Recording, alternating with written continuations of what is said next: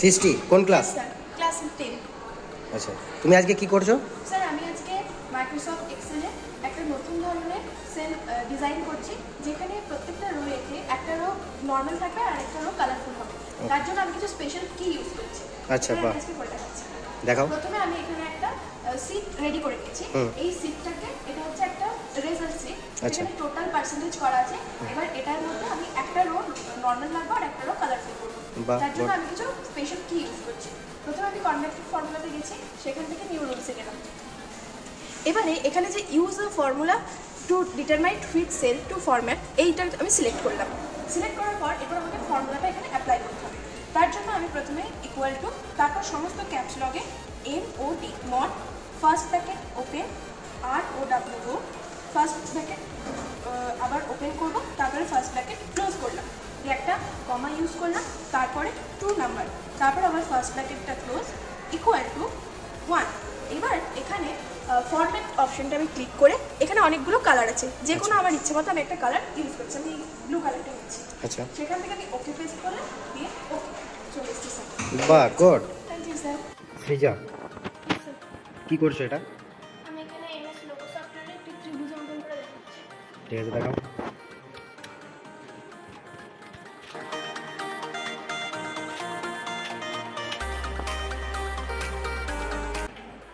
Complete? Yes sir. Okay. Sonam, কোন class? 7। কি করবে আজকে? আজকে আমরা মাইক্রোসফট পাওয়ার পয়েন্টে এক্সেলের কোনো একটি চার্ট কীভাবে এখানে ইনসার্ট করতে হয় সেটা দেখাবো। মানে পাওয়ার পয়েন্টে এক্সেলের কোনো চার্টকে ইনসার্ট করবে? ওকে, দেখাও। প্রথমে ব্ল্যাঙ্ক পেজ নিয়েছো, তাই তো? চার্ট সেকশনে গেছো? চার্ট সেকশনে যে আমরা একটি চার্ট এখানে ইনক্লুড করলাম। এরপর এখানে আমরা যে এটা চার্ট আছে, এখানে আমরা বিভিন্ন রকম ইনফরমেশন দিয়ে ডাটাগুলো আমরা এখানে দিতে পারবো। ওকে।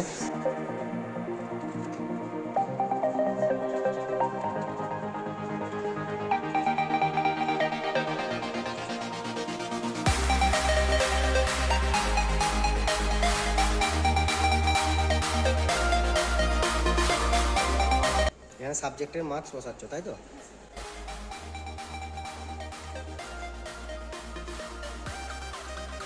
এখানে আমরা বিভিন্ন রকম ডেটা দিয়ে আমরা এখানে আমাদের চার্টটা রেডি করে ফেলেছি। ওকে, এটা আমাদের চার্ট। সুপর্ণা, স্যার কি করছো আজকে? স্যার আমি MS লোগোতে বিভিন্ন সেটস ড্র করছি, কারণ আমি এখানে ভিক্টর অপশন দিয়েছি। ওকে, এগুলো আমি দেখাচ্ছি। দেখাও। রিপিটগুলো একটু মুখে বলে দেবে, ঠিক আছে? কি কমান্ড ইউজ করছো? Sir repeat.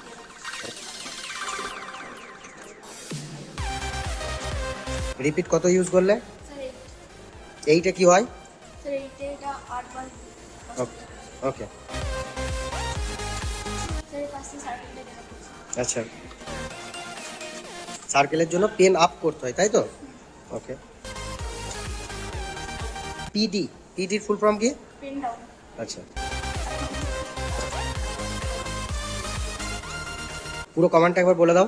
Sir repeat 360 FD1 RT1। ওকে। ঈশানি, তোমার কোন ক্লাস? ক্লাস 5। আজকে কি করবে?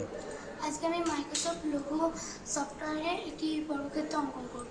আচ্ছা, ঠিক আছে, করে দেখাও।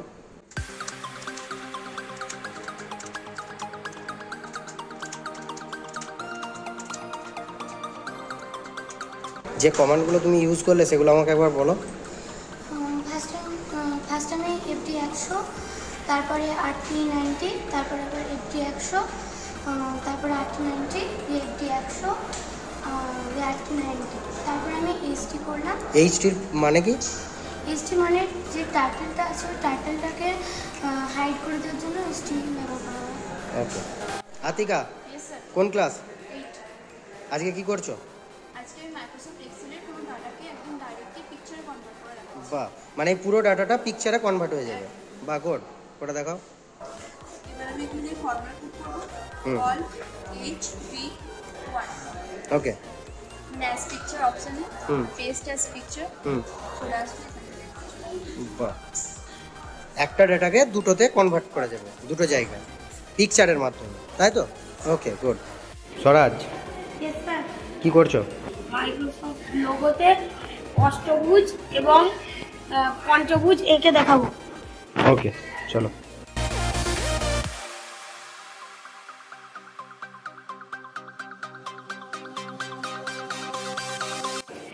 পঞ্চভুজ হয়ে গেছে, এবার আমরা অষ্টভুজটা আঁকবো এর পাশেই। কি রিপিট ইউজ করেছো? রিপিট কমান্ডটা একটু বলো। রিপিট 5, এফডি 100 এবং আরটি 72। ওকে।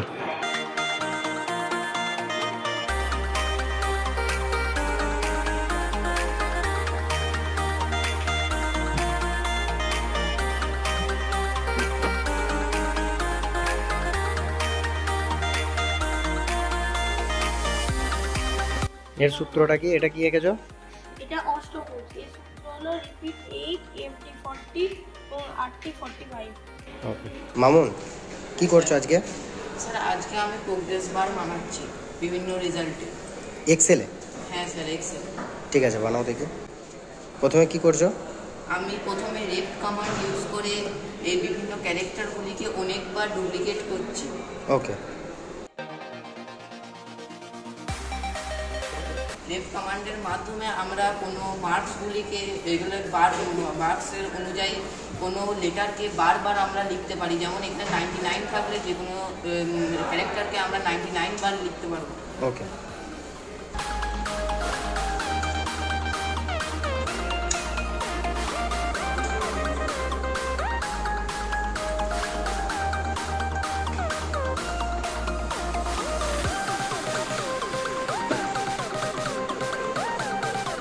বাহ, এক্ষেত্রে আমরা পুরো প্রোগ্রেস বারটাই দেখতে পাবো যে কে কত পেয়েছে, তাই তো? হ্যাঁ, এখানে কে কত পেয়েছে এবং কার রেজাল্ট কতটা হাই সেটা আমরা খুব সহজেই মেজার করতে পারি। বাহ, খুব সুন্দর।